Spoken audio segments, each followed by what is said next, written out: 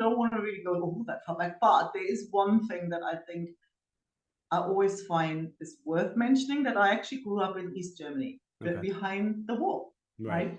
And it's not something that has anything to do with my life today, but it has shaped the way I see the world.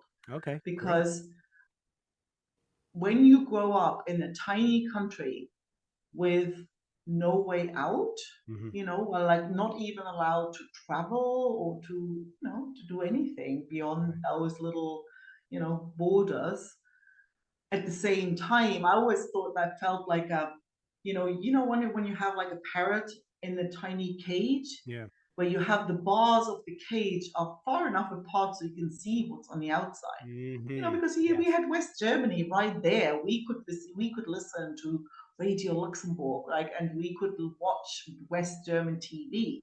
So we knew what was outside, but the cage was so small that I always felt I couldn't spread my wings. You know, so it was really frustrating really early on, right? So to the point that when in the 80s things loosened up a little bit, like you wouldn't be kind of shot and thrown in the dungeon immediately, so that I basically said, I need out.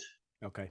I don't want to live my life on that little autopilot machinery. You know, you go through the thing and go through the motions all on that predefined little way where it's kind of safe, but also you feel you're just cruising slowly towards death with nothing in between. Yes. And I never wanted that, right? So I basically made the moves I needed to make, that's a story for another day, to get out of East Germany before the wall came down.